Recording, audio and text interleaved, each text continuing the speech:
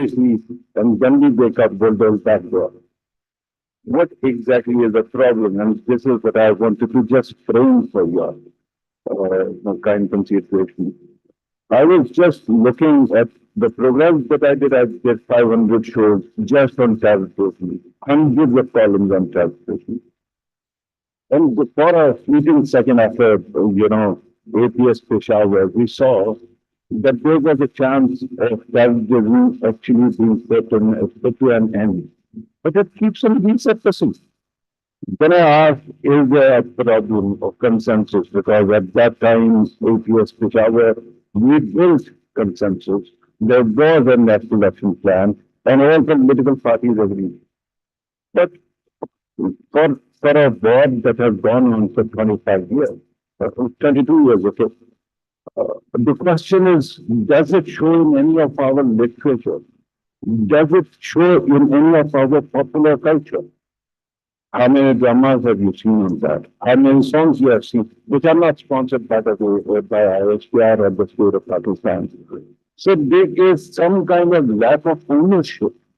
And that shows, especially when a political party which did not actually properly agree with the consensus in the power. There was a backslide. And when Taliban came over, then we actually immediately decided that we are going to actually have a dialogue. And after that, voila, terrorism is that. So the question, of course, Ambassador Saab has actually elaborated all four corners of, terrorism coming from everywhere. Today what we are going to focus on is essentially cross-border terrorism emanating from Afghanistan. It is perhaps going to be, I'm told, the first in the series. There are going to be more discussions, and perhaps the Afghanistan, Mubarak Patel, their defense of defense, everything will be discussed. But right now, we are looking at an existential challenge. I mean, actually, not only to talk about alphabet, but soup or terrorist organizations in Afghanistan. Just think CDP, ISKP, ETIM, and IMU have now merged, and they have become Pakistan Islamic Party.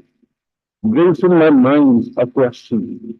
Are we a roadkill or are we a target? Then there is the question of border fencing. We keep on talking about it. We are stuck somewhere around 98%. Why is it that 2% is proving to be impossible? Similarly, terror finance. We kept on hearing that ISP is actually handing out dollars when they're computing. Who is providing them?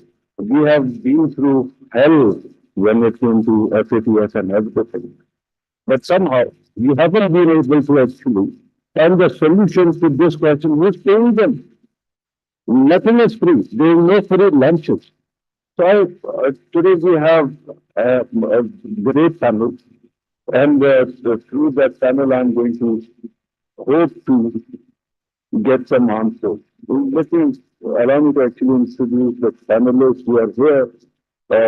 We have the first Ambassador Asif Ali Khan Turani. So Ambassador, he is presently serving as special representative of Pakistan to Afghanistan. He joined the Foreign Service in 1986 and has held various diplomatic assignments. I can go on. I'm sure that they will be able to shortly flash it on screen. But if I continue to read all the accomplishments, I think we are going to spend the whole session discussing this. Then Dr. Syed Salim Imam, who is not only a PhD, he is known as philosopher of God and great service, has served Pakistan in many capacities. Why defense are starting out as well. I mean, he's one of those journalists whose work I've read throughout my career. And then we have Radhila Faruqi, a senior journalist, looks very young, who's I guess, otherwise we can't know about. She started her journalism career from Pakistan Television, has been associated with several media groups, and has covered many similar kind of, the conflict zones as well. It's a hard job. So it's with us, who's founder of Khorasan Tari, which is the go-to place for anybody who's seeking any answers regarding Afghanistan. Then, Lieutenant General Secretary National USF, who's served as National Secretary of President of Pakistan, and also has been Corps Commander and taught at the NDU, has presided over NDU as well. So, thank you very much to the panelists for joining us. Ladies and gentlemen, please give it up for them.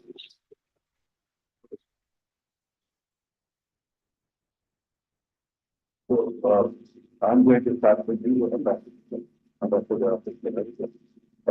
If you could actually set aside time, so we have 7 minutes for all the panelists. So, you can take a portion, you can see from yours. You are backing up regarding the situation.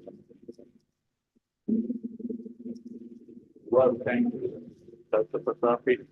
Am I reaching you? Well, Afghanistan, we all know, we are born with this crisis. And then Afghanistan history is quite obvious to everyone of us. And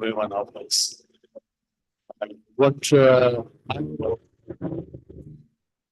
that peace in Afghanistan has always been a challenge, historically.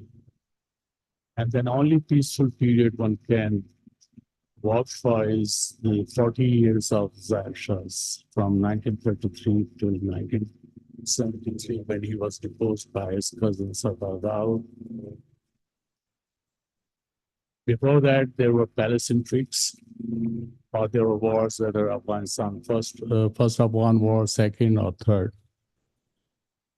But in between, it was the British who were calling the shots and making or breaking the kings. So there was no peace in the country. At least the definition we have now seen as far as peace is concerned. And after 79, everyone knows Afghanistan, how it has passed through death and destruction. And it still continues with some degrees. Yes, there is progress, there is stability, there is peace after the withdrawal of American troops. And I've said it earlier also. Should I?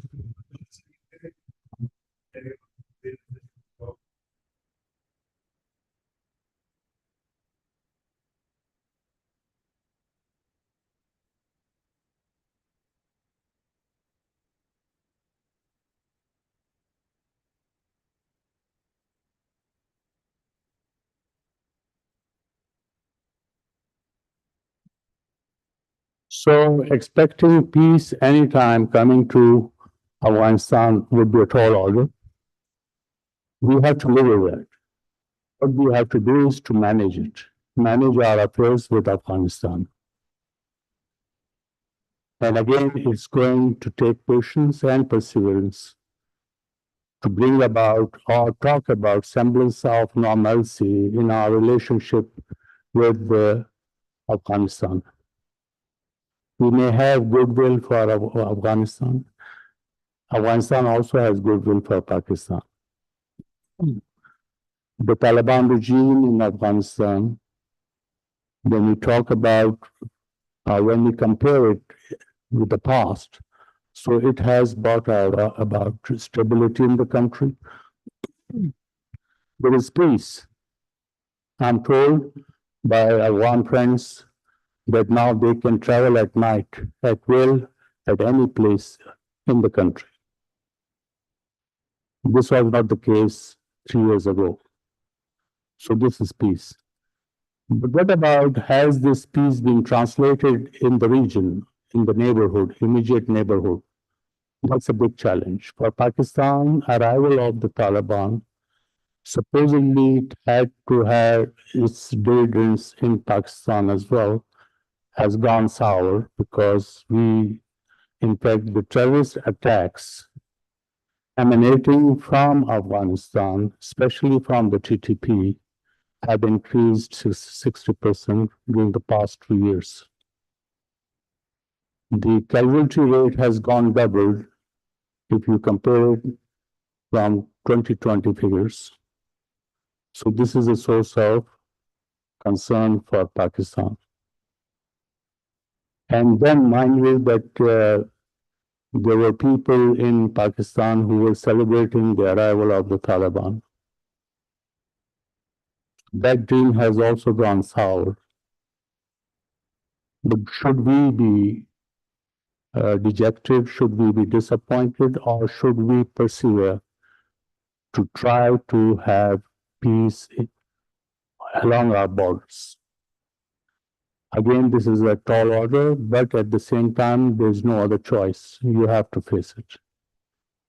And then we should not forget there are certain constant factors when such kind of insurgencies or terrorist activities take place. There are three factors which are very important in successful running of an insurgency, which is men, material, and sanctuaries. So if I count TTP, so the TTP cadres, they are available. So that is the man part.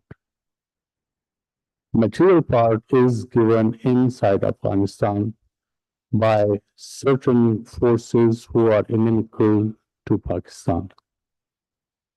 I have no qualms in saying that Indians are paying the TTP through the Afghan proxies, and this has not been something new.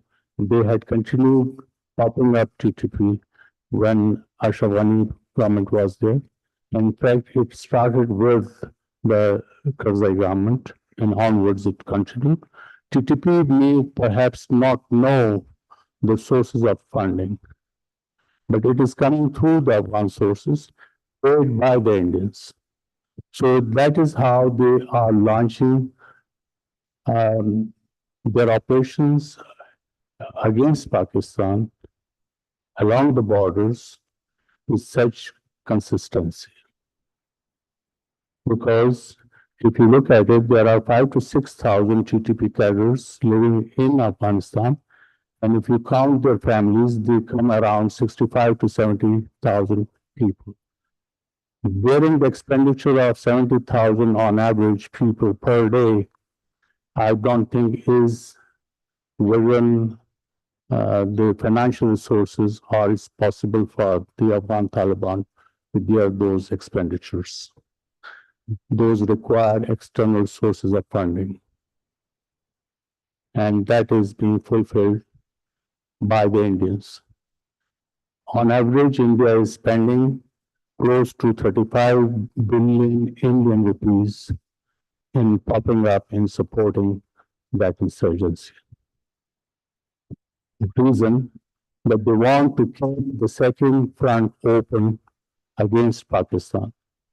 And it is much a cheaper option rather than challenging along the eastern border and then facing the consequences. It is much a cheaper option for India to keep the pot boiling and keep Pakistan busy along the western borders. So this kind of a terrorism, actually it is a state terrorism perpetrated by a neighbor against another neighbor by using the third neighbor. So this is a reality we have to challenge. We have been challenging to our interlocutors, whether those are inside Afghanistan or whether international interlocutors, that how this TTP activities are sustained in such a regular manner that they almost every day there are some incidents along the border. Second aspect is within our own borders. And here you need actions. There's need to be a rule of law in the land. How you control it, that is very important. You don't have to play favorites. There can't be good or bad Taliban. Non-state actors cannot be allowed to promote their agenda. Otherwise, we'll face instability. This has happened all around, and the experience since 1979 shows that our support to the Mujahideen did not give us the desired results. Our sympathy with the Taliban during the struggle against the occupation, we can't call it even occupation because American presence in Afghanistan had the UN sanctions. Unlike Iraq, where it is known as an occupation force, in Afghanistan, you can't verb United States and NATO as occupation forces.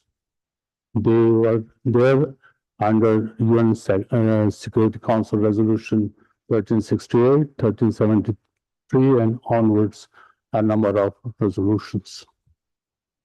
But it generated resistance. For the Americans, the Taliban were terrorists. They still figure in 1267 committee list, or now it is known as 1988 list, which is about the Taliban. Still, there are over 100 Taliban leaders who are on the terrorist list. They cannot travel at will. What to do? But even then, the Americans choose to negotiate with those terrorists for 10 years in Doha, which culminated into Doha Accords in 2020. So, in politics, nothing is final. Here I'm coming down to the remedial part that you have to, in fact, bring about those conditions where you have to plow the ground, that where the people start listening to the authorities that they have to sue for peace. Have we prepared that ground? That is very important. And a lot has to be done.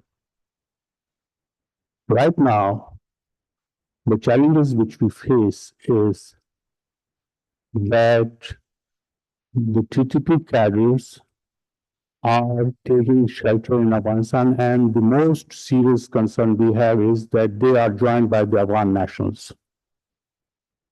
That's quite worrisome.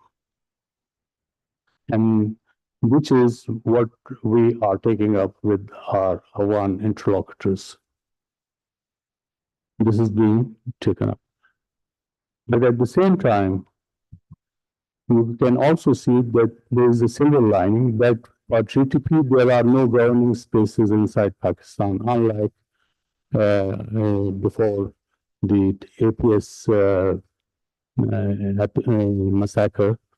They were ruling many pockets, especially if we talk about Malakand and Swat. They were dispensing quote unquote justice for the people. So they are on the run. You have to put the pressure on. You have to continue with the pressure.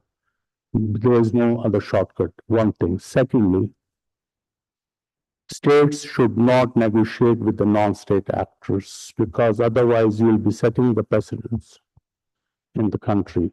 If today it is not DTV, tomorrow it will be others. So it's very important that the state should speak from the position of strength, and non-state actors have to fall in line. First, they have to surrender. Second, they have to owe their allegiance to Pakistan's constitutions. I'm referring to the TTP. And third, they have to face the law for the heinous crimes they have committed against the people, especially if you talk about APS massacre. How can those children and their families, they can forgive the heinous crimes committed by the TTP?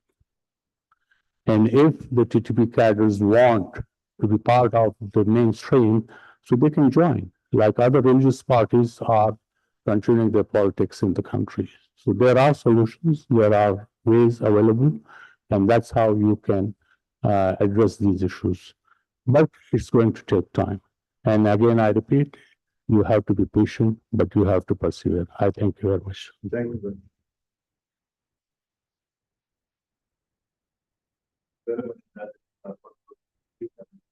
I think, ladies and gentlemen, what we have connected here is the main knowledge. The people who are actually practicing what we are handling right now.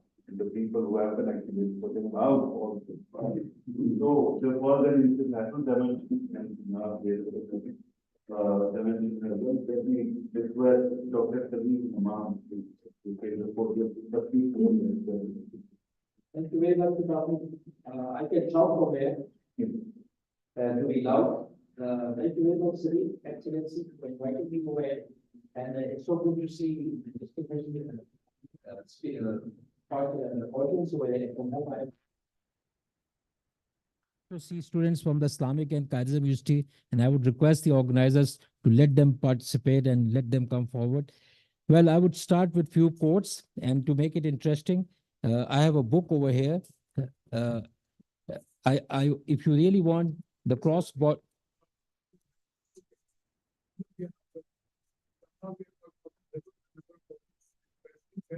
What we've done is in other rooms, we the lifetime telecast is going on, the hospitals from other rooms, so they're working from there. Because there was so much interest in this topic, we had to.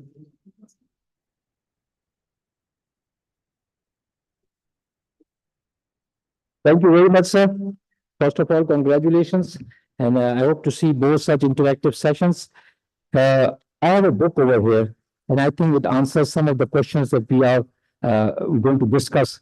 It's not that I'm going to market my book. The book title is In Pursuit of an Ethical State. I believe if you talk about terrorism, if you talk about infiltration, if you talk about people crossing over all over the world, you need to understand that you need to have a better governance, rule of law, political stability, and you need to have your house in order. So if you have that, you would be in a better position to actually respond. Just a small consolence, if it actually gives us some relief.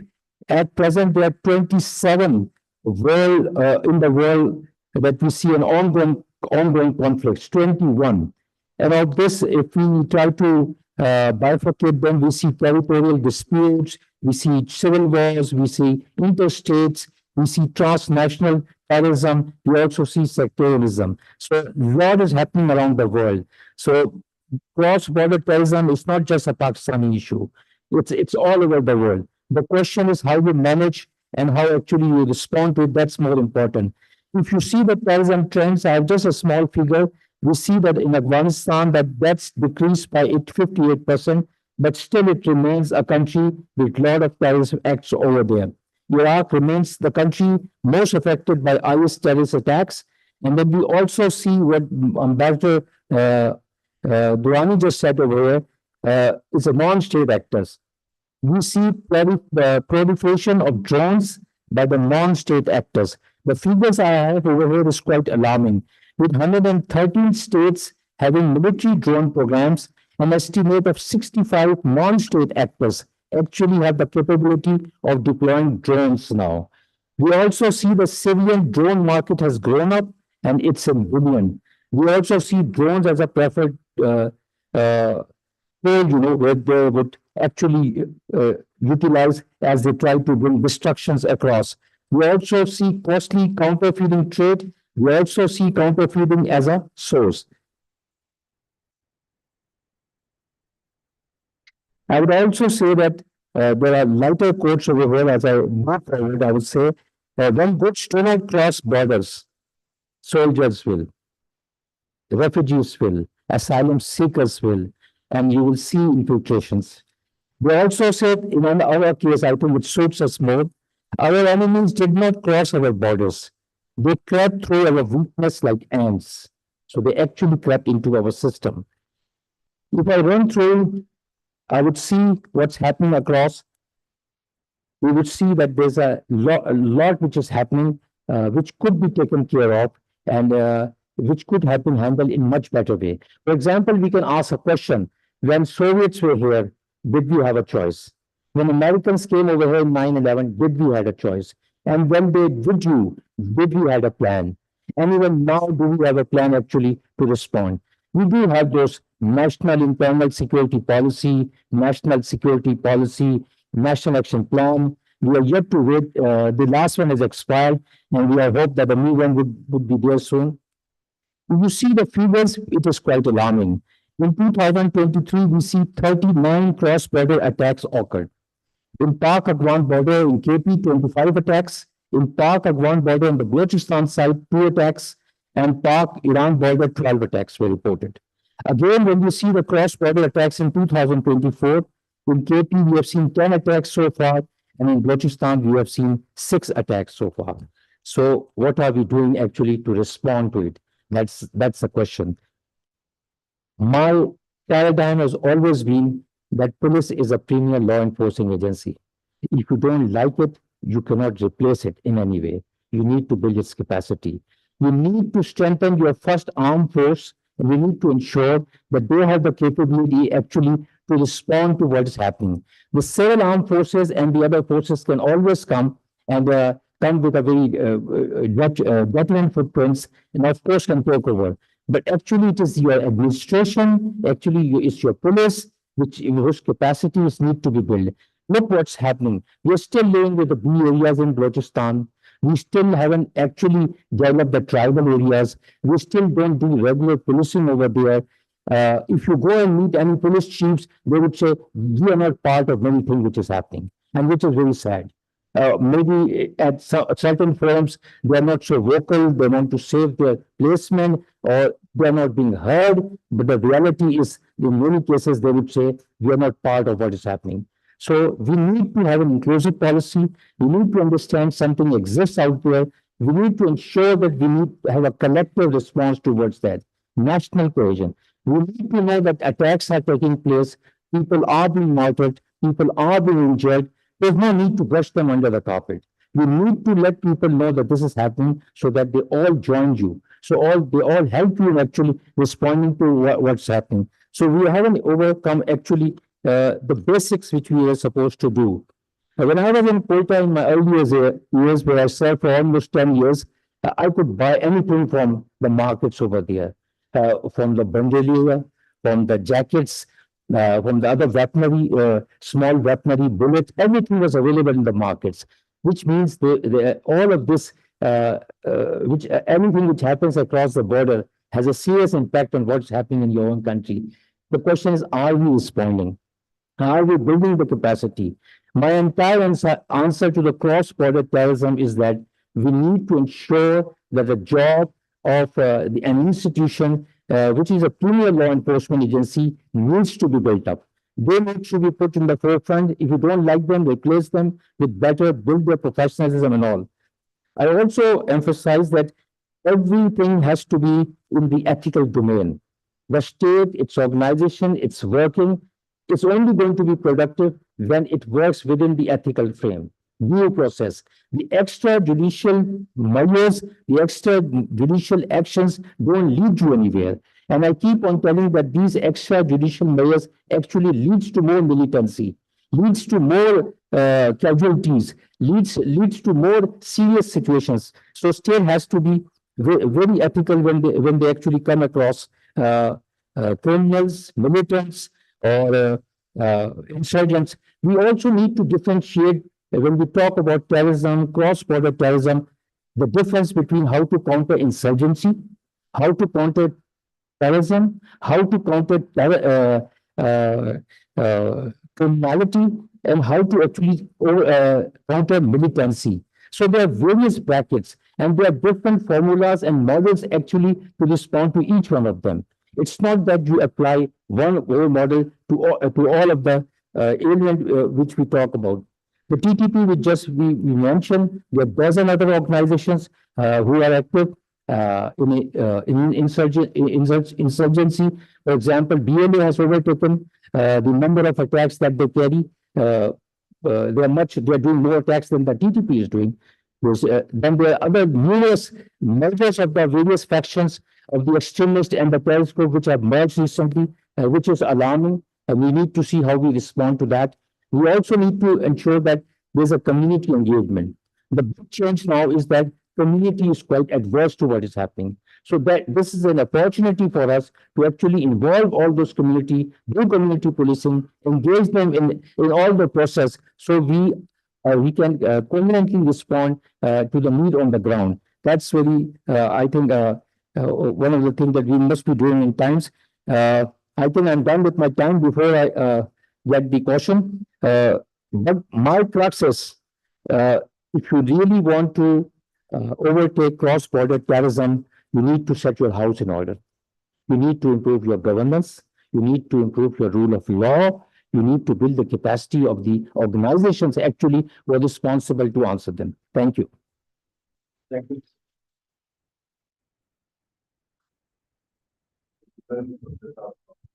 There is also comment, of course, you gave me another question when you were talking about, capacity building of police. I was thinking the counter as a policy, should there be actually a federal issue, or should it be province, because the police is a province subject, and the location of NACTA, where should it be? But for that, we are actually come back to regarding procure, Q&A. Now, let me request that the sense of talk. Yeah. मेरी आवाज नहीं आ रही। Thank you so much for inviting me for this event. Well, actually, whatever is happening in Pakistan is certainly very soon for all of us. After a brief period, a brief lull, we have seen the scourge of militant violence back in the country. And more people and more security personnel have been killed over the last 2 years than what we have seen in the past. If I may not be wrong, after the return of Taliban in Afghanistan last 2 years, more than 200 soldiers have been martyred. And if we include other members of law enforcement agencies like police and others, the figure goes up to 300, more than 300. It's really a scary situation. But what the real issue is, how we have come to this stage. We have seen this country in the middle of terrorism for the last 20 years. There have been ups and downs. We have seen a part of a tribal region, former tribal region, falling to Taliban rule. Well, actually, we have managed to push them out through a series of military operations, which also cost as a huge cost. We have seen what happened after from 2011 to 2016. Almost 180,000 forces were involved in operation. Well, we can say that to some extent that counterinsurgency has been successful, but not really. And so we managed to get some of the area, but the problem remains there. Most of the fighters, TTP fighters, fled to Afghanistan, where they found a sanctuary, safe haven, with the support of the Afghan Taliban. So what is happening now after the return of the Taliban government in Afghanistan has not come as a surprise. It was predicted. And I think probably everybody knew that we were blinded actually, like there was some difference, strategic difference, or tactical difference between Tehrik Taliban Pakistan and Afghan Taliban. But the value was always same. If anybody has seen, when TTP was formed way back in 2007, they played their allegiance to Mullah Umar. So any illusion about that they could be separated from Afghan Taliban were, I think, was not correct. Well, during that period, Afghan Taliban were obviously fighting their war across the border. So in a way, they were not directly involved in the violence, but a lot of people who are sitting here who were involved into this during that worst period of insurgency, we did try to get some kind of statement from one Taliban to condemn the TTP, but it never came. It would not have been possible for TTP to stay in Afghanistan without the support of one Taliban. I think we all know that half the war of Afghan Taliban were fought from the soils of Pakistan. It was just, I mean, like fighting was going in Afghanistan, but there is no more secret that most of the Taliban leadership, Afghan Taliban leadership, were based in Pakistan. And I have seen actually during my reporting days, I met so many of them in Pakistan. So we were already in the midst of the conflict. We were part of the conflict. We cannot separate us from the whatever was happening across the border. So when the American war in Afghanistan ended, so that has to come. But were we prepared for that? Not exactly. The major problem was we never had a coherent and holistic approach to fight this existentialist threat. We may have used kinetic operations to some extent, and that was not the solution. There was no clear policy direction. I remember when Peshawar Army School incident happened, it was described as 9/11 of Pakistan. But what was our response to this? It was pathetic. We have National Action Plan in place. Nowhere in the world, National Action Plan to fight terrorism is done among a roundtable conference of almost 18 political parties of different varieties. Most of them were not supportive of any action against the Taliban. So that's how the National Action Plans came into being. And even that, actually, it was never sincerely implemented. One of the, what was our policy? On the one side, we are supposed to fight the terrorists. On the other side, actually, we were also, negotiating them and appeasing them. One example was Ehsanullah, a key spokesman of PTP, who claimed responsibility of Peshawar Army School's attack. And do you remember? He was being interviewed on television. He was actually seen as a person who had been refined and whatever, and then he escaped from the high security prison, custody. We all know how did it happen. And similarly, what happened after Taliban took over? Did we have a policy? No. In fact, actually, whatever is happening today is the result of that erroneous policy we pursued. We were actually, instead of, Pakistan was the victim of terrorism, and I must say that Pakistan suffered the highest number of casualties anywhere in the world, and because of terrorism. But there was no realization. After 2021, what happened? We negotiated with the TTP on their conditions. It happens actually all over the world when we talk about with insurgents. There's always a condition posed by state. First, they have to surrender their arms.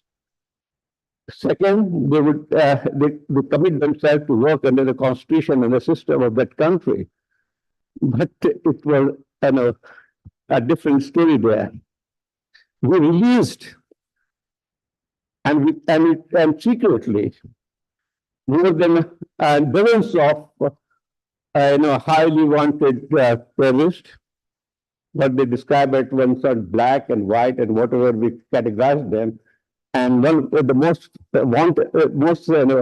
dangerous of them, Muslim Khan, for example, of Sawat, was involved, and I have interviewed him several times. And he publicly claimed the responsibility of killing so many of Pakistani soldiers, and also gave the plan actually what he intends to do. We released them. We released them with under some kind of deal. They were allowed to return to Sawat, and we saw actually what really happened. We also allowed TTP to come back and settle here with the family. So are we surprised what's happening today?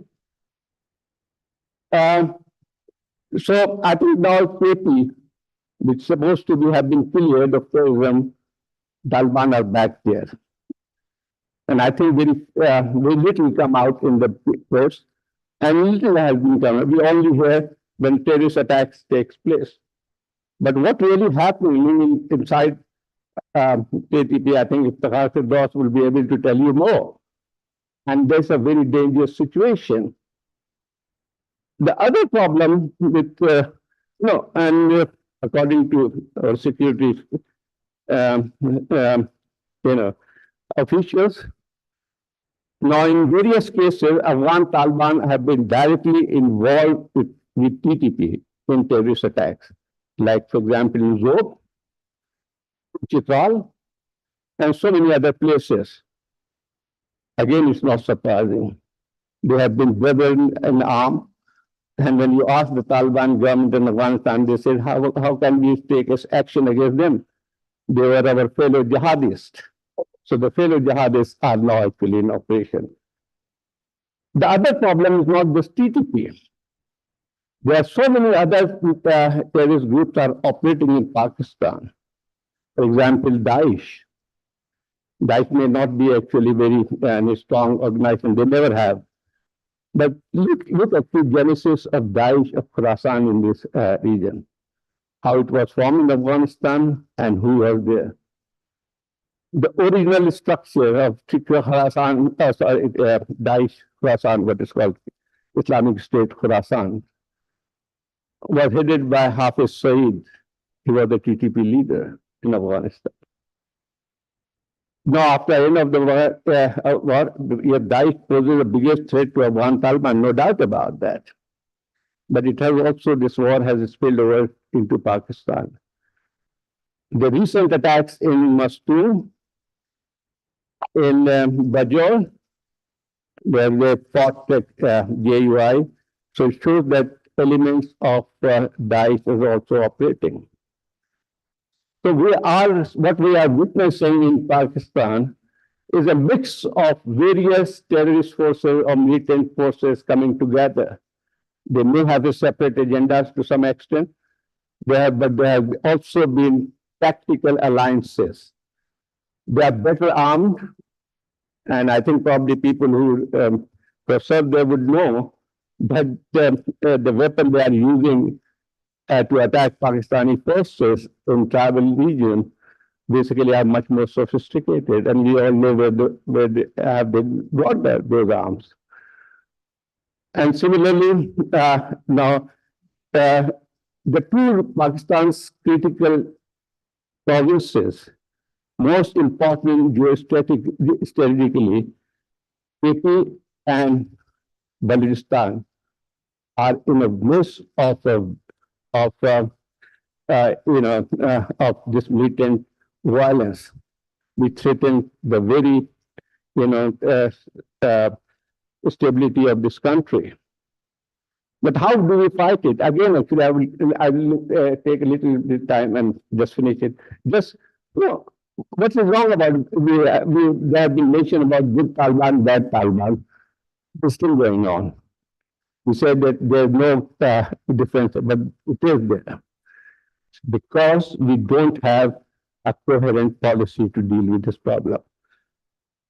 Our entire emphasis has been on kinetic operation. But terrorism is not fought only by this. Look, actually, the civilian law enforcement, which should be the vanguard or in fighting the terrorism, because they can fight the terrorism. But look actually what their condition is. Then again, at the end of the day, whatever we are happening is directly a reflection of political situation in this country. A politically unstable and economically weak country cannot protect their borders. Thank you so much.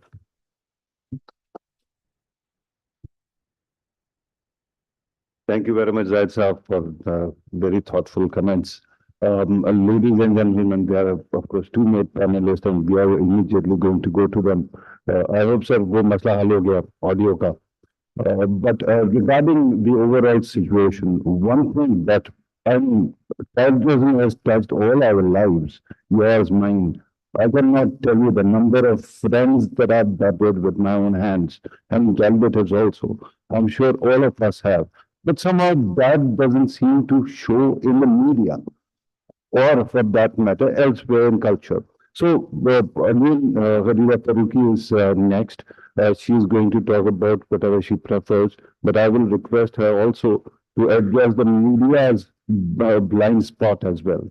Come over. Thank you. ये बहुत मुश्किल हो जाएगा यहीं आज.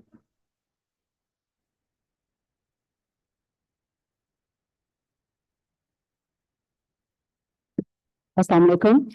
Thank you for Patafi Saab and thank you IRS and thank you for all the participants over here who have gathered to very patiently listen to all of us. And I see this room, not just this room, as we have been told that there are multiple rooms where this whole conversation, this whole discussion is being streamed online as well. So I'm happy, glad and honored and pleased all together to be talking and presenting my 2 cents about this topic among a galaxy of learned, experienced, distinguished dignitaries and the novice young neophytes from certain universities as well. So, अगर मैं कहना चाहूँ तो इस hall में बाकी rooms का तो हमें मालूम नहीं है 80 to 90% जो हमारे participants हैं they are young. So this is the youth factor which I would really like to emphasize upon इस वक्त जो मैं आपसे गुफ्तगू करूँगी and how they are being prone, how they are being vulnerable to the menace of the radicalization by TTP and how TTP has ingressed into the educated urban youth of Pakistan. And this is such a big disaster. This is such a big error. This is such a big challenge, which unfortunately is not tackled as such by the state. Starting with,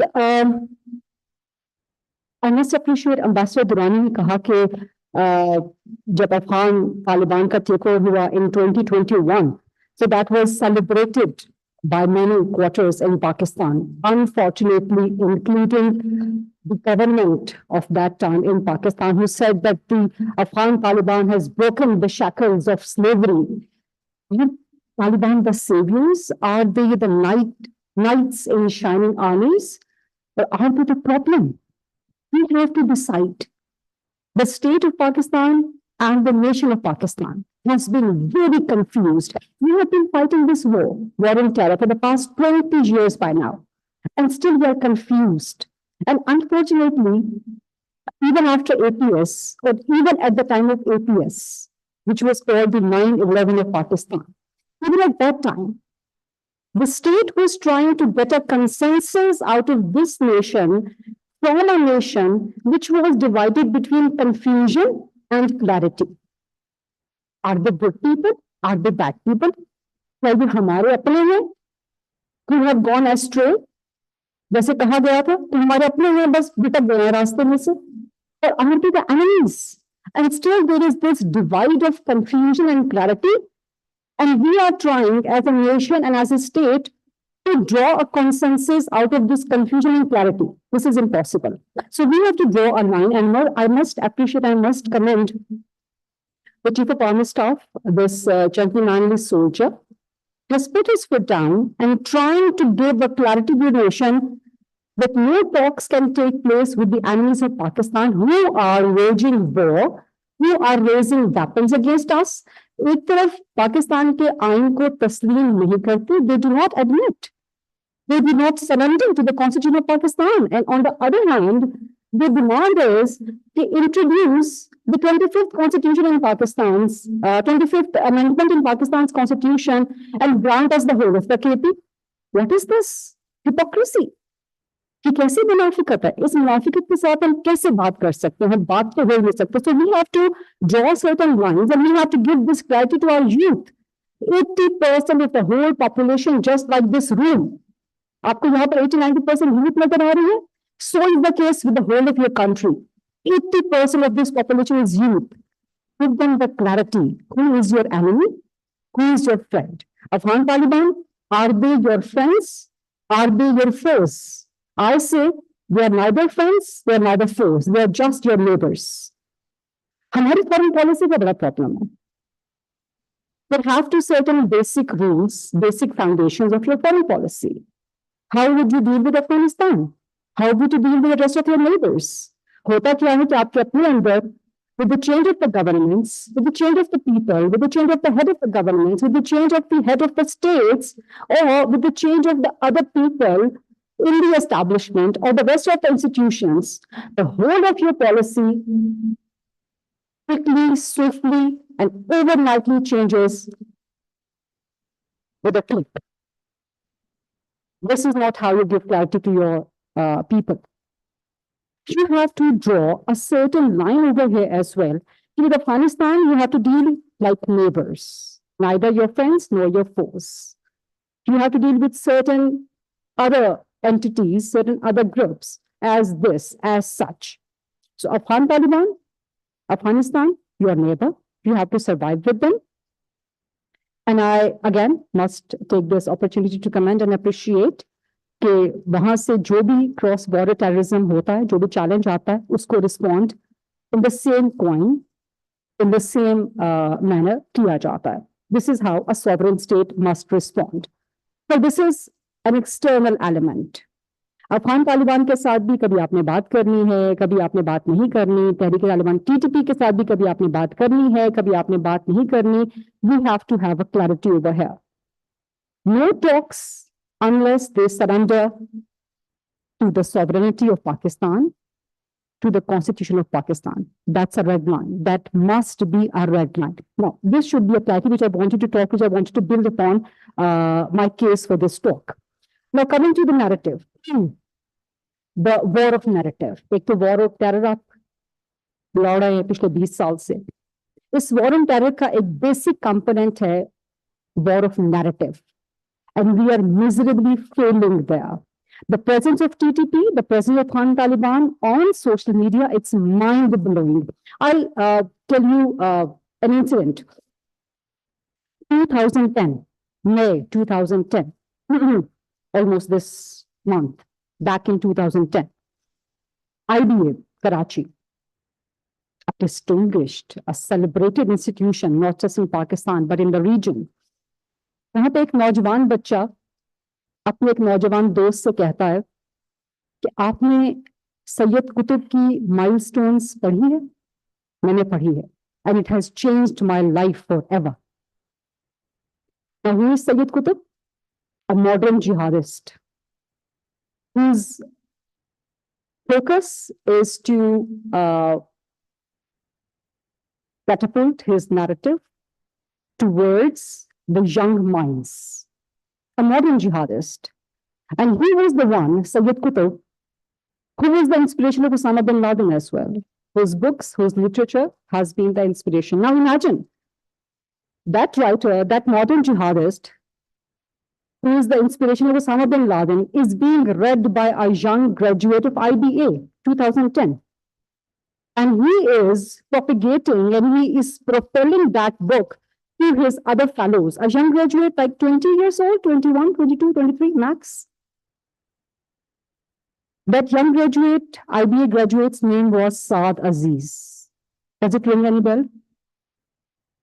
The young people there studying universities, do you know Saad Aziz? He later became a terrorist. He attacked on Safura Goth, Karachi. He killed Sabeen Mahmood, the human rights activist. From an IBA graduate to a terrorist suspect, from an IBA graduate to a terrorist, This was the headline of Dawn newspaper back then. Not just this, there was another graduate from SSUET, Sir Syed University of Engineering and Technology, Azhar Ishrat. He was also an accomplice. Saad Aziz also gathered him along with him. So this is the power of the narrative. And we are talking in 2010 when there were just books, just pamphlets, some other written material. We fast forward to 2024 and you have YouTube, you have Twitter, you have Facebook, you have TikTok, and unimaginable foray, unimaginable excess of information. Inner media अभी तक operate कर रहा है पाकिस्तान में. आपका national action plan, यहाँ पर मेरे से पहले जितने भी डिस्टिंग्विश्ड, मेरे से बहुत एक्सपीरियंस्ड स्पीकर्स आए, सबने बात की national action plan 2017. It has failed miserably. It hurts me here to say this because APS massacre, I went there the very next day and I still shiver inside to even recall the horror that I saw inside a school. I still am unable to control my emotions. I'm sorry, but so that's what a trauma does to you. हमारे बच्चों को वो याद नहीं है, हम भूल जाते हैं, बहुत जल्दी भूल जाते हैं. That whole horror is still available online, is still available on YouTube. You can still see and still access the propaganda by TTP about that. अभी भी BLA, BLF, बलूचिस्तान में जो भी कार्रवाई, they are free. It's so easy, such an easy access to them to develop, print, and publish, and then distribute. But this is unimaginable. This is unfathomable. That how is this happening? BLA, BLF, Balochistan में अपने pamphlets, अपने press releases, अपने universities में बन रहे हैं वहां पे.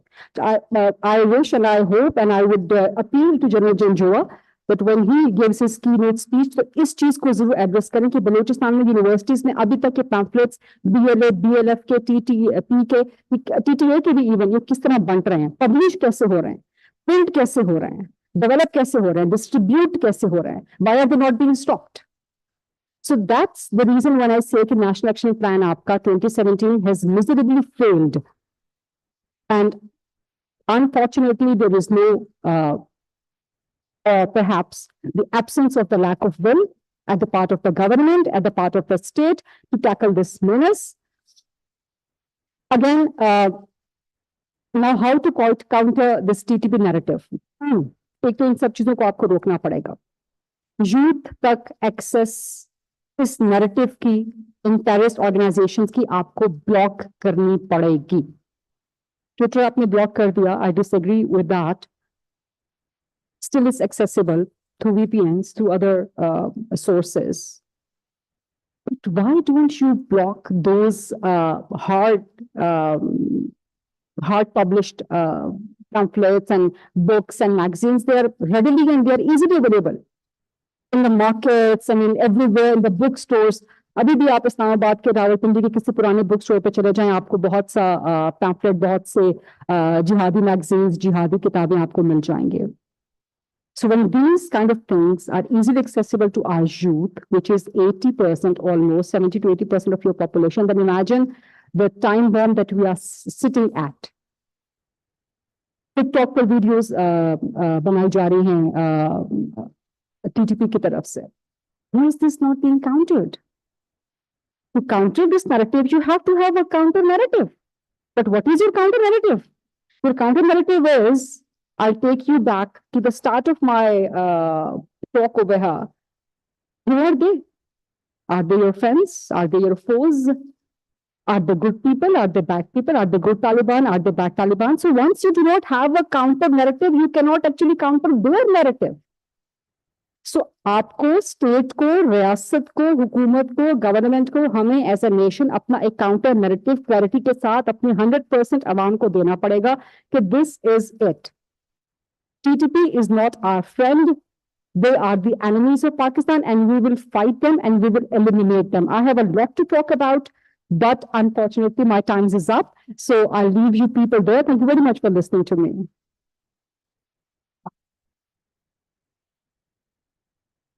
Thank you very much, Harira Sahaba, and I'm glad that you spoke about counter-narrative also. It is fortuitous because let me just qualify with one example. When terrorism started, nothing changed when it comes to our doctrine. In Islam, suicide is haram, forbidden, categorically. And yet it took us 14 years to build consensus among our ulama to declare suicide bombing as haram as well. So what does it tell you about our lack of a narrative or counter narrative? We have done a lot, but I will not take more of your time. Let me request the last panelist, of course, after him, we have keynote address. Iftihar Firdausa, please come over and enlighten us.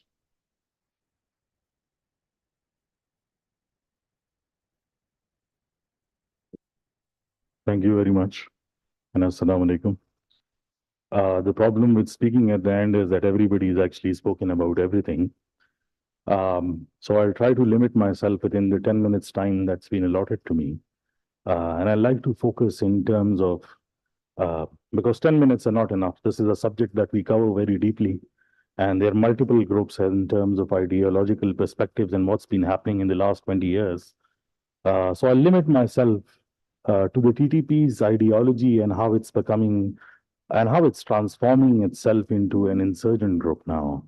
The timeline that I actually would like to look into is post-August 2021. And I don't have any notes written over here, so it will be mostly verbatim because I thought it would be a panel discussion. I hope I'm audible. In August 2021, when the Allied forces and the American troops withdrew from Afghanistan, the TTP, which consisted of 18 subgroups at that particular time, now as in 2024 as we speak, there are 51 subgroups that have been part of the TTP now. In terms of its operational strength, if we speak about it, based on actual figures of a micro census that was considered, at the time when the peace negotiations were taking place. There were 43,762 TTP individuals, including families, and the maximum number of fighters that was suggested at that time was about 18,000. Currently, it is said that the TTP has managed to recruit over 4,000 more individuals from Afghanistan, as Ambassador has spoken, and from within Pakistan's tribal peripheries and as well as Afghanistan. By 2021, the TTP, in February, published one of their ideological insurgent-based model in which they actually formed their shadow governance. At that particular time, when we looked into it, and we don't have time to actually go into the details of it, but if I can give you a very superfluous understanding in terms of the structure of the TTP, they actually replicated the Afghan Taliban's insurgency model of 2004, when they re-began their fight against the United States and the NATO forces in Afghanistan. When the peace process began, and obviously it was not a very, how would I say, a placid sort of a process in which there was not any much criticism. Obviously, it was a difficult situation. And we can go into the details of that at some other point, because it is also an interesting process on why those peace talks actually began. Because now when the process has been politicized and we look at it in retrospect, there are many questions that are being raised because the process was not as, as clear, or available knowledge to the public was not available even at that time. So there's been a lot of criticism. But throwing in a premise just to sort of get into the question on why the peace talks were necessary. Whenever you have a society, and this is a model, Kaleem Imam Saab actually referred to 21 insurgencies that are active in the world. There was a specific insurgency-based model at that particular time that was discussed. And there was a book by Tony Blair's, he was one of his advisors. It's known as Talking with Terrorists, in which 114 insurgencies across the world in the last 200 years have been discussed. And through that process, one actually realized that the premise in order to achieve peace is based on two decisions that a person has to make. You either go to the forgiveness model where you offer general amnesty, or either you move to the justice prong. The problem with going towards the justice prong to end active insurgencies is that it actually leads to protracted wars. अगर आपने अदालत में जाकर फैसले कराने हैं ऐसे जराइम के जो जंगी जराइम हो तो ये protracted wars की तरफ जो है वो जाती है. It was a decision that the government of that time and the military establishment of that particular time had to make. And since Pakistan had been at a time where it had not been fighting any active insurgent or terrorist organization at that particular time, right from 2016 till 2019, there was not much readiness at that particular point. And so obviously time was required for troops movement, and that is why the peace talks in that perspective seem to be actually buying up time. Nobody actually believed, being part of some of those discussions, that the peace talks will actually render 100% success. It was only actually believed that 40% success would be achieved and the rest of the 60% would still have to be into the kinetic domain. But at this particular time, the TTP's model was that of the Afghan Taliban of 2004 in terms of its shadow governance structure. When the peace talks ended and the peace agreement was broken, a year later, the TTP actually had a more formalized structure which the Afghan Taliban adopted in 2014. So the pace with which the TTP grew during this time was actually covered by the Afghan Taliban in 10 years, which TTP covered in almost 13 months.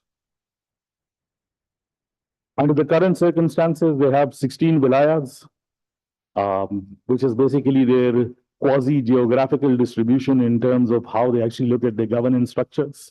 If you look at the number of terrorist entities that have returned to Pakistan, including ones that were previously based in Afghanistan during this process, their numbers vary between 2,500 and 5,000, depending on what that particular time is.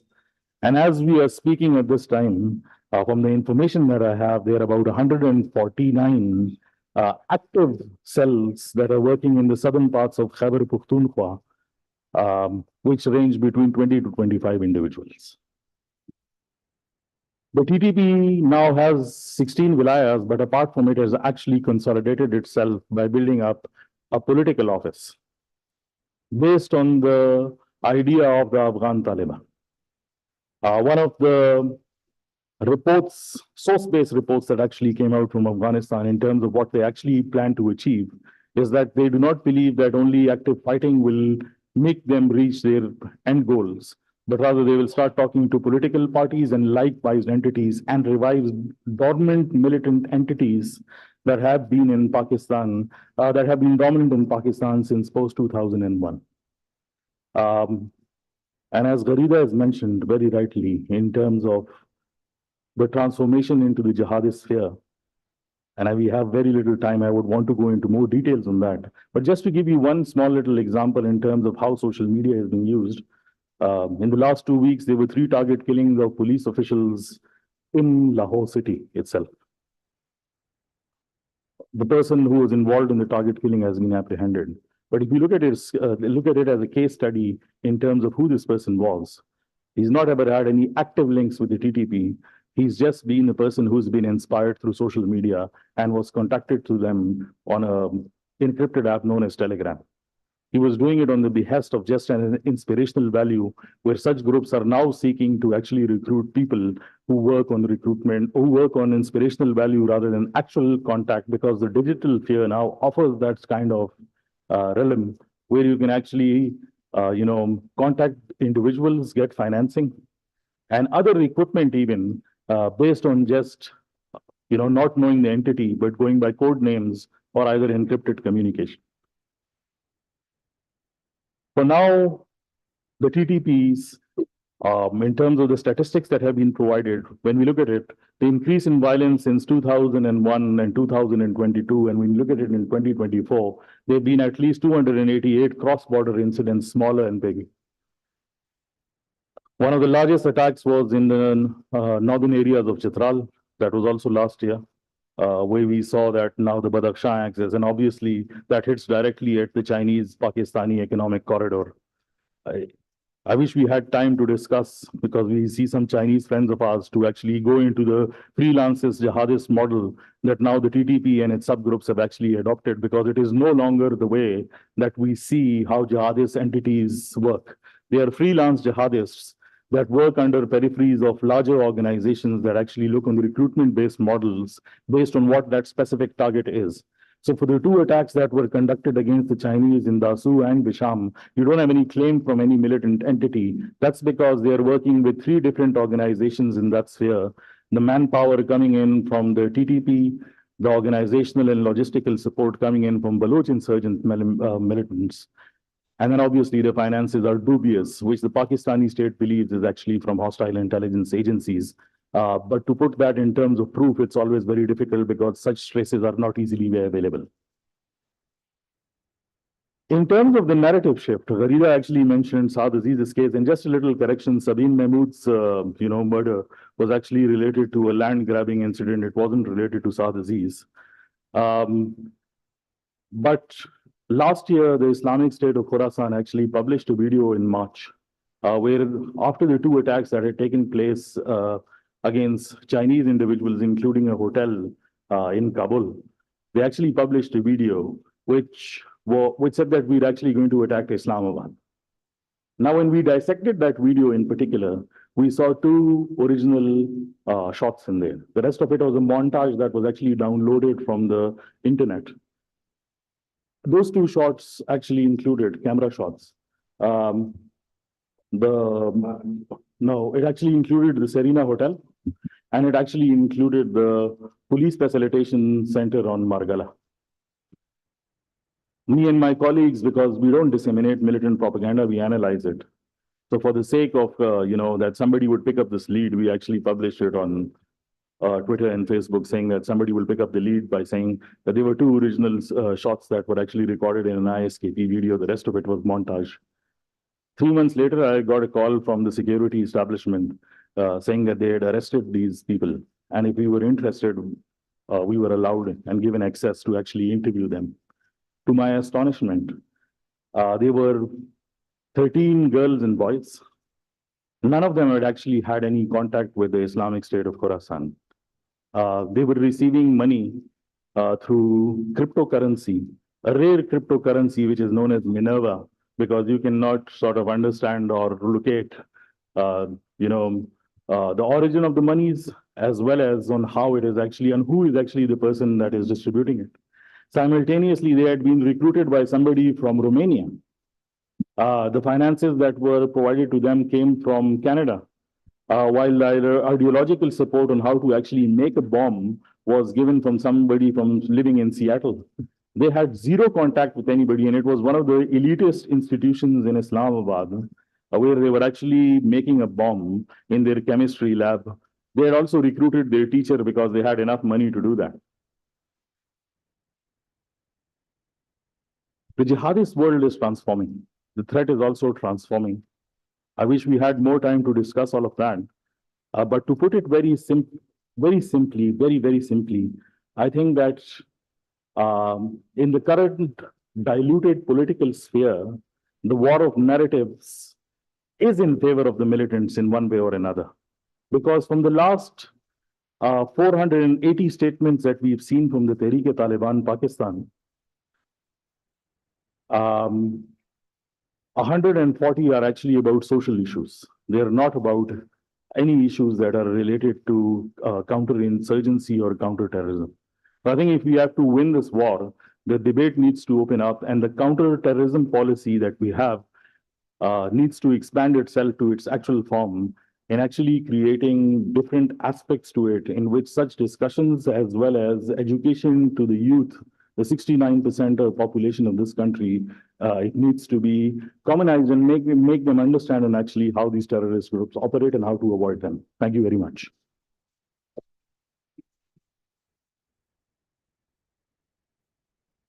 Thank you very much, Atarasa, for this very enlightening comment. Of course, you were referring to time repeatedly, so I just wanted to remind you that we have a Q&A after the keynote speaker. And regarding the overall situation, regarding that, there is one question that I think I will ask General Saab as well. Is why is it that the terrorists who have meager resources keep on coming up with the latest model of propaganda? Well, we haven't been able to cobble together the kind of response that was needed. But then, of course, I have to worry about I have the concern that the post that he graced last time, National Security Advisor, it seems to have actually gone AWOL.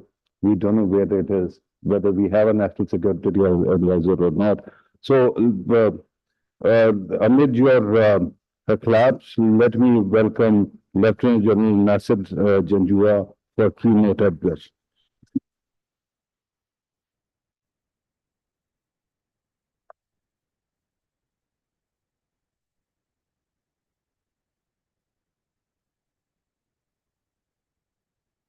बिस्मिल्लाहिर्रहमानिर्रहीम।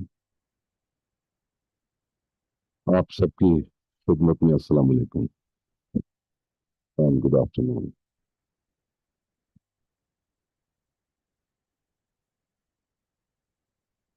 Like most of us know, that we have grown old with this question of Afghanistan. And I find that somehow this Afghanistan is stuck with our fate ever since our inception. May it was the UN revolution, our joining UN, the opposition, then the Pashtunistan problems, and then Soviets coming to Afghanistan, and subsequently, all of us know. But first thing I would like to highlight here, I've been thinking about it, is it only the cross-border terrorism that we have as a challenge and we have to rise to? Or the question is rather larger? Is this question about the ideological conflict? Is it about regional war? Is it about prevention of resurgence of Russia and containment of China and keeping the region in the turmoil? Is it about the growth of all ideological groups coming up in Afghanistan, finding it as a fertile ground? What is it? So I would like to suggest to you that cross-border terrorism may be just an outcome of what all I have mentioned. So we have to rise beyond this cross-border terrorism. We have to rise to other challenges from where this cross-border terrorism emanates. There's a larger canvas, and that is where we must be.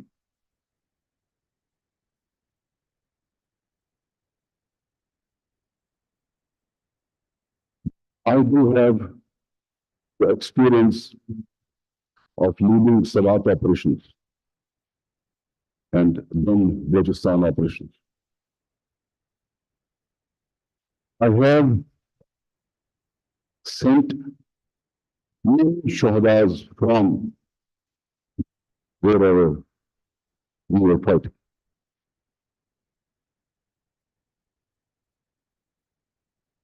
And I have touched every shaheed before I dispatched him. Touched him with that love. So my pores have that love of Shaheed, which of course it goes to the heart. So I stand here and wish to submit certain things for a better future. In the process of this experience, I have learned that it is never enough to hate your enemy. नफरत से नहीं मरता, गुस्से से नहीं मरता, मारने की रेसिपी मुझसे और गरीब में नहीं, बड़ी बातें करने में नहीं, कमर तोड़ दिए और ये कर दिया और वो कर दिया.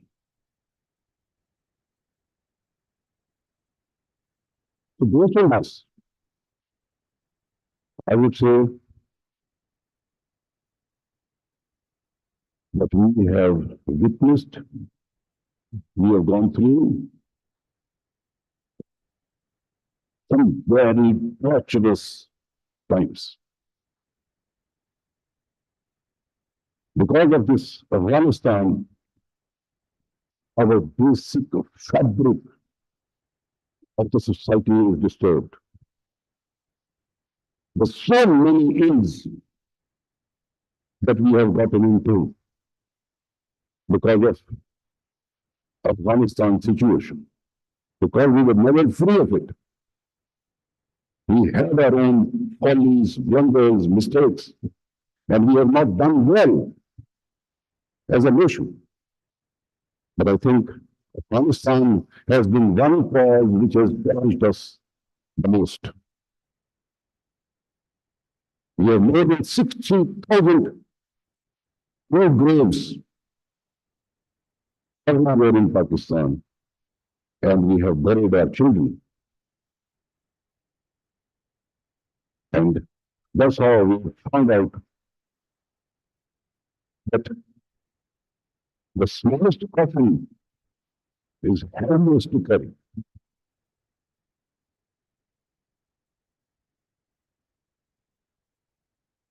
Having said that, we are talking about a conflict of nearly 4 decades plus. Conflict is never a smooth sail, is never as per plans. With so many partners of conflict, everyone has own axe to grind. Everyone has own interest. And pursuing the interest, Parliament,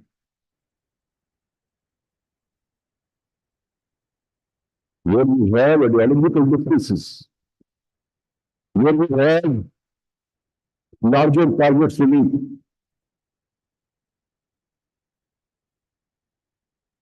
So then, there are failures, there are successes, there are policy gaps. Not everything is good. After all, we are talking of a war. With so many people involved into it, with so many dimensions into it. So obviously, we have failed at many places. But we have also succeeded at many places. Now, since I want to go on and relate things to the future, I want to tell you that outcome of this conflict of more than 4 decades is that we are not neighbor of USSR.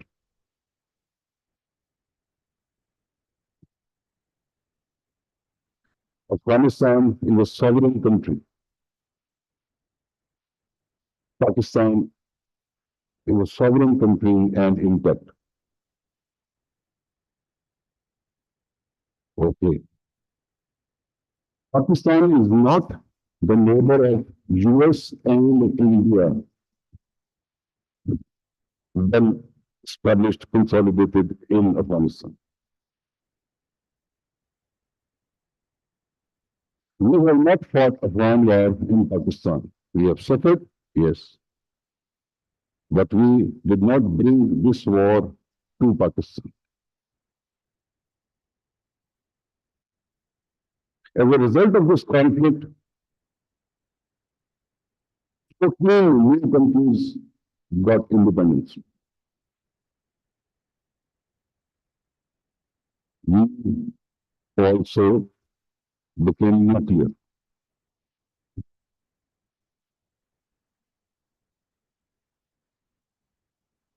So there are other sides to it. Now, where we are,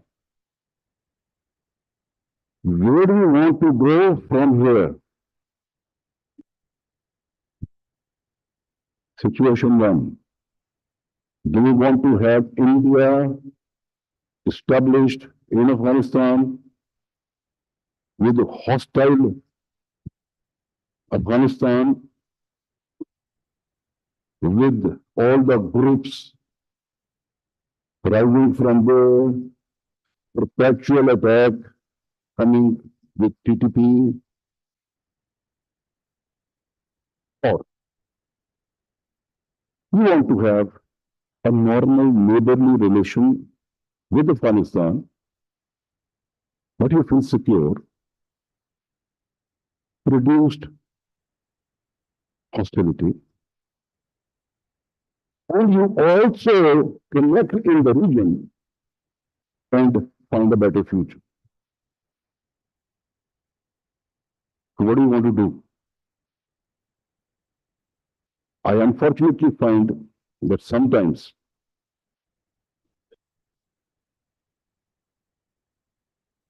we are not objective about actually the policy.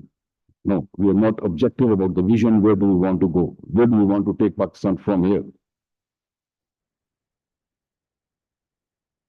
Lack of policies, cohesiveness, everything done, taken.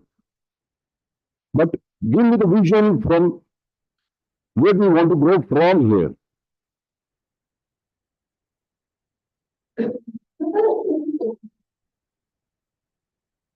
One issue is because we are hurt by TTP, so we are looking at Afghanistan through TTP. So my question to you is, should you see Afghanistan through whosoever is the government there, through them and then TTP? Or you should see TTP and then Afghanistan? This is a subtle difference. So please try and understand. If you look at Afghanistan through TTP, we're angry. And if you look at TTP through Afghanistan, there may be a plausible solution.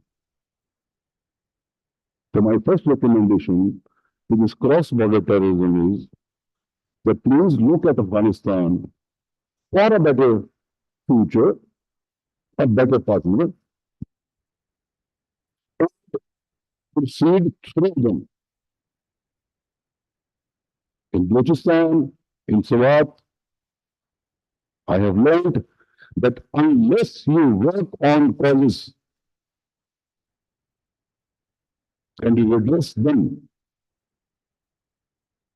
terrorism is an outcome. Terrorism is a terminal end. For how long you want to fight the terrorism or cross-border terrorism? You have to nip the evil in the bud and you have to work on the cause. And you will find that there's a better solution to proceed through a planned summit. There, we haven't done enough. I won't say much. I won't criticize. We need to do more. Yes. Afghanistan is your ready market. I personally feel the way Saudi's delegations have started coming to us, our private sector should have been there in Afghanistan. And so many economic failings that we have done in the past, we could recover from those quite speedily if we treat Afghanistan as our market. Everything you have can be consumed by them. So I am talking to you for that bigger canvas where we have lesser hostility in the region, a better neighborhood, better connectivity. Coming to TPP, well, this is same TPP which we have defeated once. This is same TPP which we dislodged here. The same TPP which ran and found refuge in Afghanistan. But same TPP which served as a backbone to Afghan Taliban, not as Khalid Jihadi or whatever. I think they sustained the TPA. They have stronger bondage than what we perceive. Otherwise, like I've said, how could they have stayed there?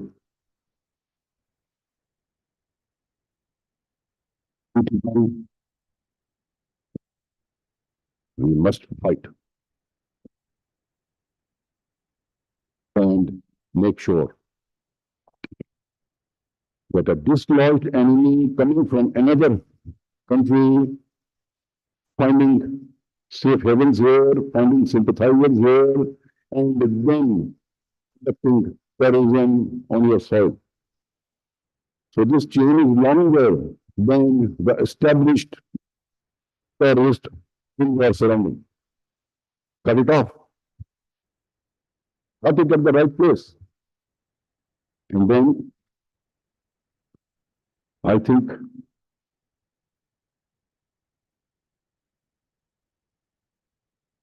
PPP was basically fighting us on a fatwa that we are siding with infidels. Now there are no infidels. So we, at a level, although we are not talking to terrorist non-state actors as such, but we need to convince them that infidels have gone. Ulamas and our mushrams, our elders of Pashtun tribes, respected maliks, should, because after all, they are cousins. So we must work on that fatwa, that reason of jihad has virtually ended because we are not supporting any infidel here. There are no infidels here. Then take people on your side, where they are operating, where they find safe havens. It is essential to have people on your side. I remember when people in the Balochistan came on our side, so the terrorists felt isolated. And even they also came, and hundreds of thousands, they laid their arms. People must become the stakeholder of all this. People must know that state owns them. State cares for them. Then think of same elders, same ulamas, some incentives, some amnesty to break the hegemony. These are things that one shouldn't be talking in public. But when there are no opportunities to make your suggestions. So I think fight TTP direct, fight TTP through the government, fight TTP through the ulamas, elders, and by way of engagement, find solutions for them. Let's see what demands they make. Let's see whatever. Slowly, gradually, if they are reintegrated, because reintegration virtually has to be part of it. So later, a lot of solutions can come about. So I thank you for this patience hearing, but that's that's what I wanted to put it across to all of you, that please rise beyond this cross-border terrorism, do more. It's a larger perspective. We have to be there. We have to find solutions to all other things. I thank you.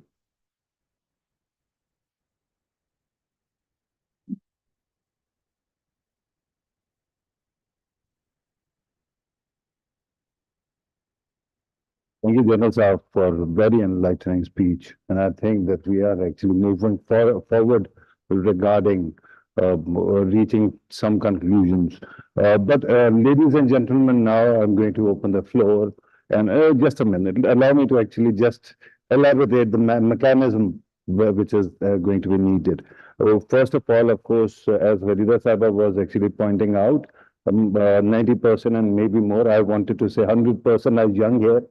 So but there's no harm in actually feeling young at heart.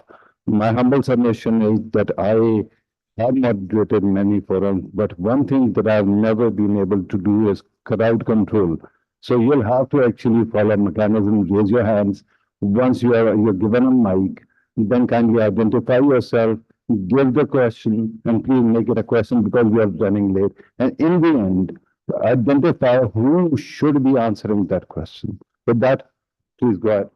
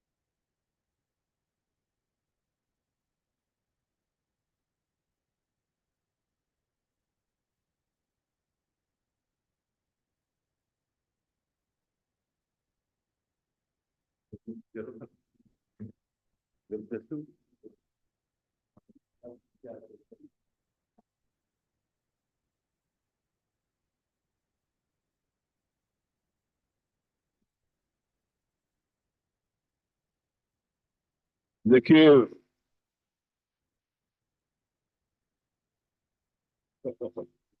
नहीं, असल में अभी क्या कहा जाए, in hindsight one can understand where we went wrong. तो अगर आप कहते हैं, आप समझते हैं कि हमारी अफगान पॉलिसी गलत थी, तो आप ठीक कहते हैं, because you are making your judgment in a hindsight.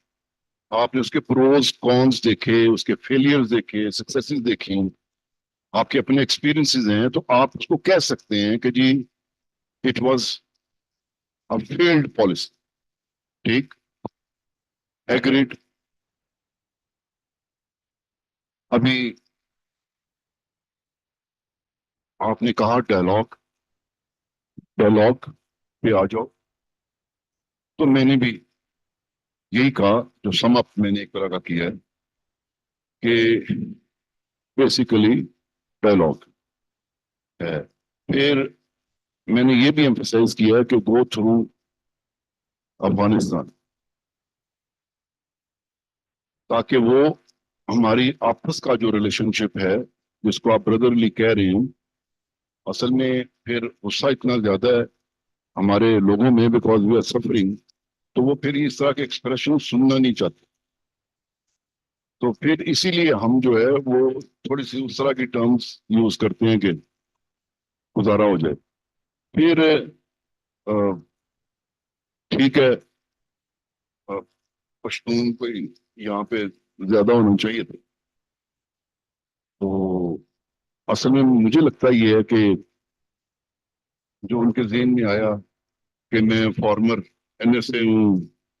अच्छा, फिर जो दुरानी साहब हैं, वो भी पश्तून हैं, एक्सपीरियंस्ड हैं, अभी मौके पे मौजूद हैं. चले, मीडिया का पर्सपेक्टिव भी हो जाएगा. राय साहब स्कॉलर हैं, इतनी बुक्स उन्होंने लिखी हुई हैं, अफगानिस्तान पे ही लिखी हुई हैं. तो शायद वो, मेरे ख्याल में, उस तरह नहीं सोचा उन्होंने जिस तरह आप सोच रहे हैं. हालांकि कितनी नफरत है बलूचिस्तान में पंजाबियों के मुतल्लिक, लेकिन मैं एक पंजाबी ही था अल्हम्दुलिल्लाह, जिसको वहां से बहुत प्यार मिला. तो इसी तरीके से सवात में भी मैं पंजाबी था. अल्लाह ताला ने 2.25 महीने में सवात वापस कर दिया था. 2.25 साल में बलूचिस्तान भी अल्लाह ने हमें दे दिया था. तो मेरे ख्याल में थोड़ा सा ये सोच जो है ज्यादा जोर ना ही पकड़े तो बेहतर है. कि क्योंकि मेरे जितने सबसे अच्छे दोस्त हैं वो तो पश्तून ही हैं. तो ठीक है, मेरे ख्याल में you have made your point. बहुत शुक्रिया.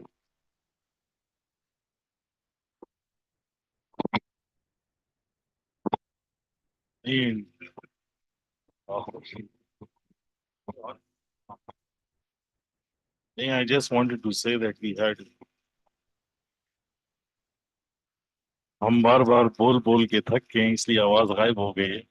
लेकिन नहीं, in terms of Afghan policy, I agree with you in a larger context. जब भी हम पूछते हैं कि अफगान पॉलिसी क्या है, सुनने में आता है अफगान पॉलिसी है, कोई पॉलिसी वैसे है नहीं. It is ad hoc, and that's the problem. क्योंकि मेरे ख्याल में जो डिस्कशन हुई उसमें एक बात बहुत क्लियरली जो है वो आ जानी चाहिए थी, uh, कि जो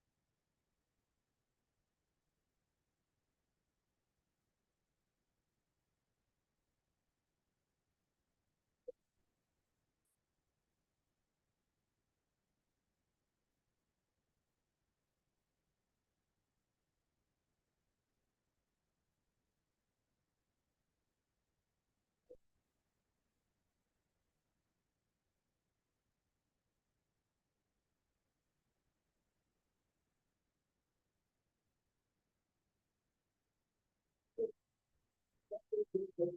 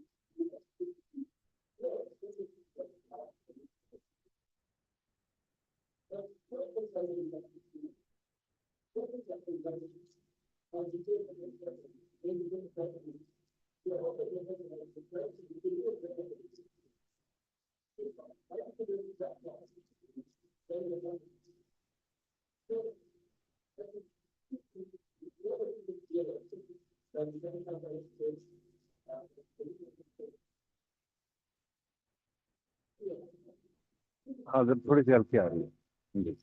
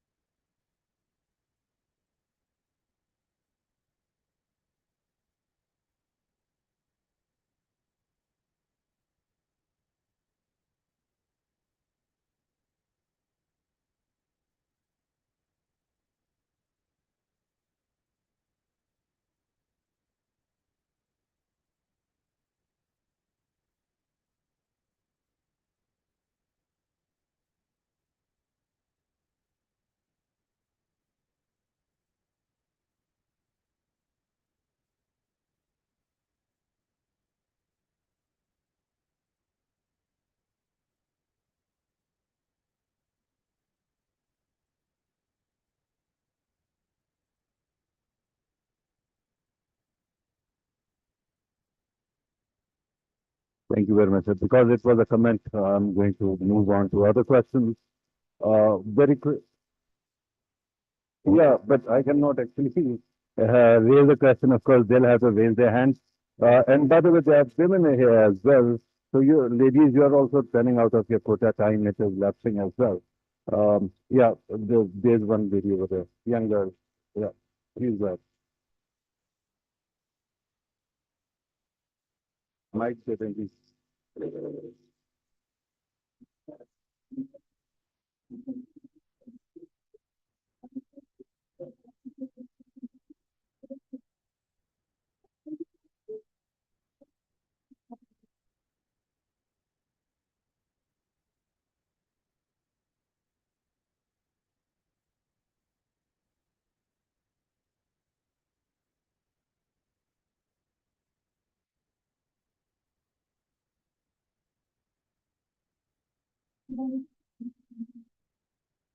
Thank you.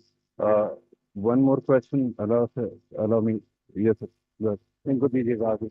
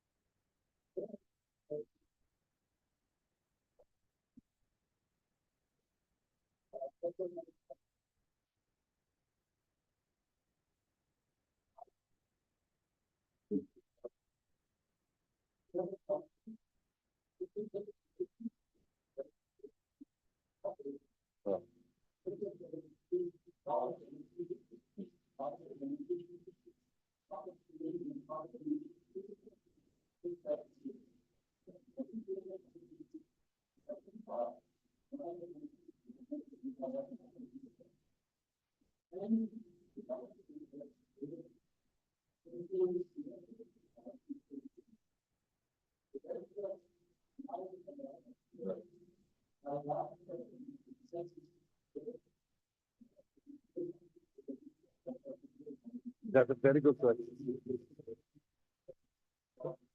Thank you very much. First of all, yes, there's a question for you.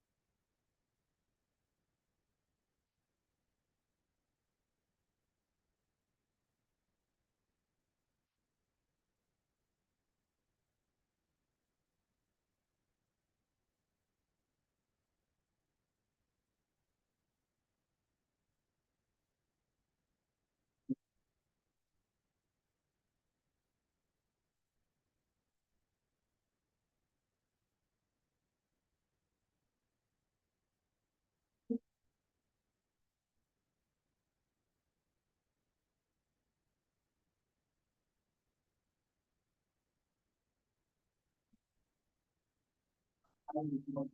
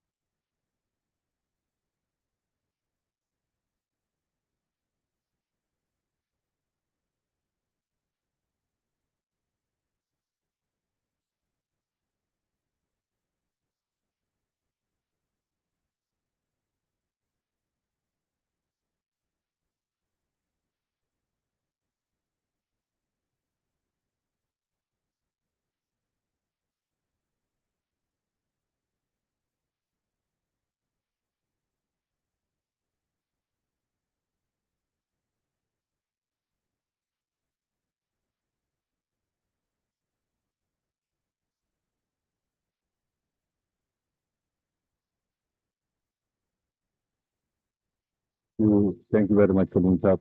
एक मैंने कमेंट किया है एम्बेसडर साहब को कि वो क्वेश्चन कर सकेंगे। सीन ऑफ डेथ पे किया है वैसे मैंने। So you आपने वेरी काइंडली कमिटेड कि आप जल्दी कर लेंगे।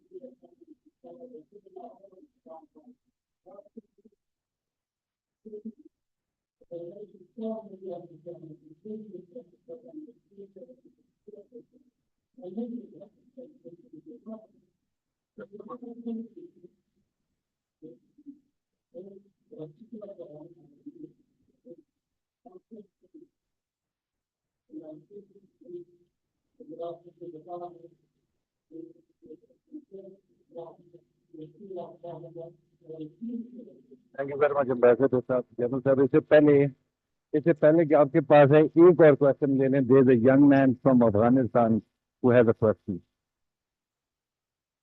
Kindly identify yourself.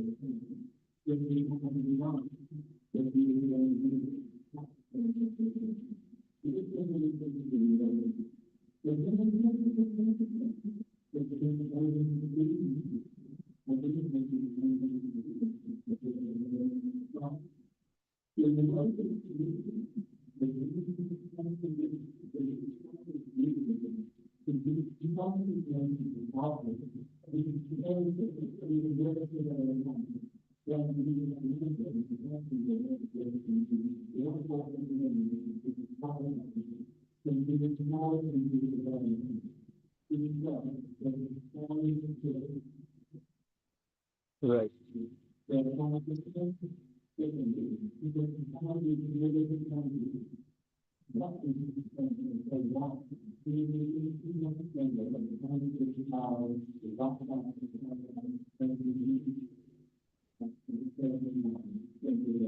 Thank you very much. So that we close the floor.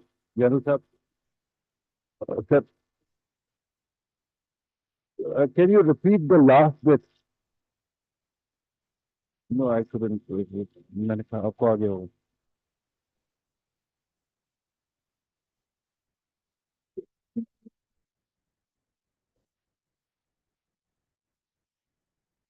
Okay. ये कल साहब कभी क्या जा रहे हैं यहाँ पे? वेरी क्विकली बताएं।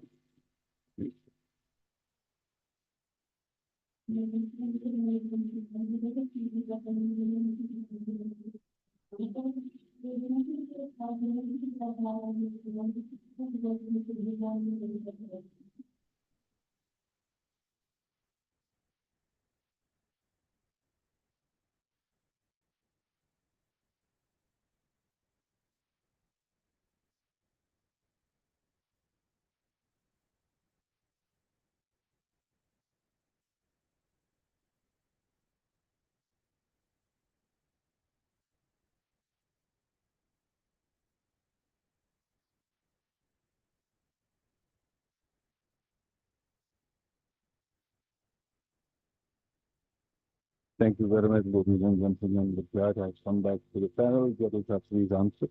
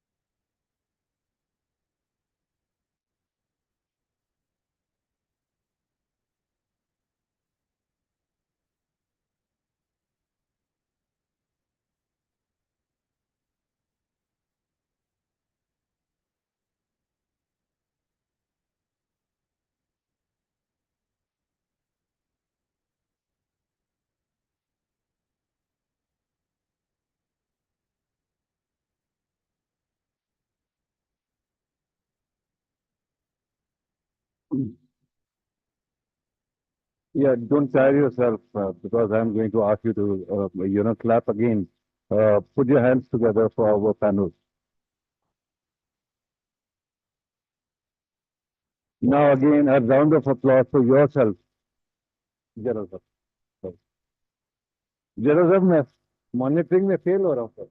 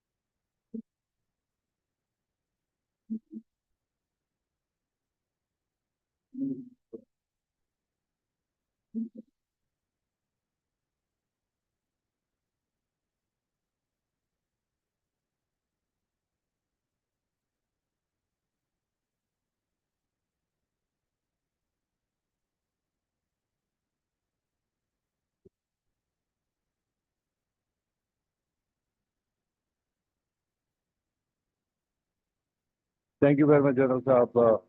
Finally, मैं पहले जो कह रहा था, ladies and gentlemen, put your hands together for yourself. You have been a wonderful audience.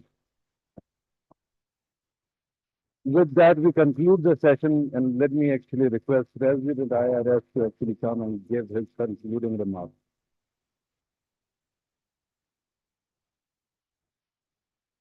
Thank you.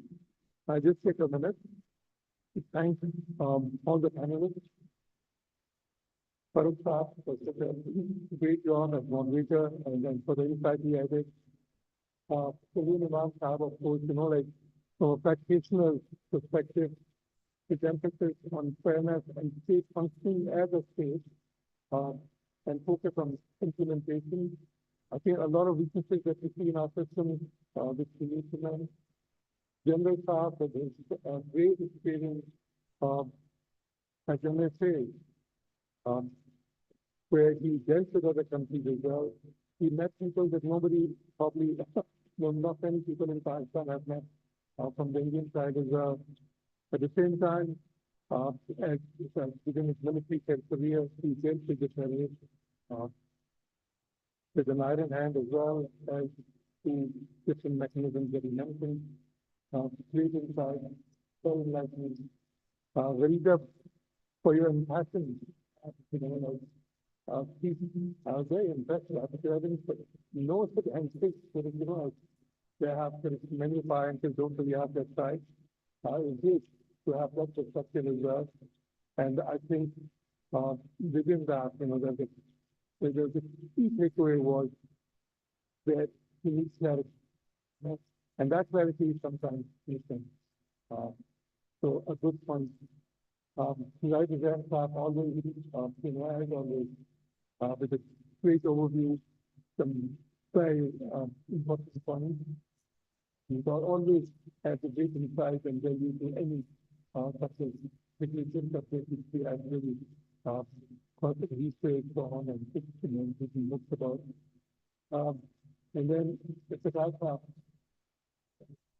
again, from a technical perspective, I think the dimension that he added was quite frankly very informative for me.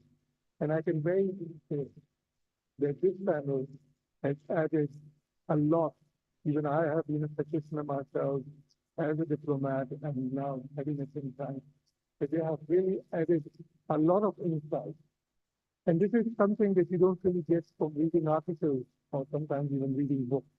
It comes out from spontaneous comments sometimes, and we had a lot of those today. It's very divergent perspective, brings a great picture. If I have to photograph, I think when he calls the great poet, when he's married, he says, कुछ शहर के लोग भी जालिम सन, कुछ चंद मरंदा शौकीन. The fact is, yes, there was a lot of international politics going on. There are a lot of actions trying to destabilize our country. Yes, there were lots of events where we didn't probably have as much room for maneuver as we would have liked. But at the same time, there was a lot that we did wrong as well. I remember as a teenager, I used to question our decisions to go along with the Americans in the resistance against the Russians. And I still believe in many ways that was the original spin from which probably everything emanated. As a young diplomat, I once engaged in a rather sort of, heated discussion with General Mahmood, who was at that time supporting the perspective of strategic depth. And I thought that was a delicious idea and we needed to cover. Instead of, but the point is, this is a hindsight, as General Saab said, it's very easy to say that this was wrong and this was right. But when you are in the heat of the moment, and you have to make decisions based on now and what is there, available information, that becomes much more difficult. So thank you all. And lastly, I would really like to thank all the participants here. They stayed till the end, and listening to such keen interest and the questions and comments which came from the audience, they were just amazing, and some of them were actually, they added as much insight as some of the comments coming from the panel. So I'd like to thank every one of you. And lastly, I would mention the General Saab, especially came for this event all the way from Lahore. So a big hand. Thank you all. And lastly, there's a lunch. Had, for all of you, so I'd like to invite you all to join us outside of the lunch. Thank you.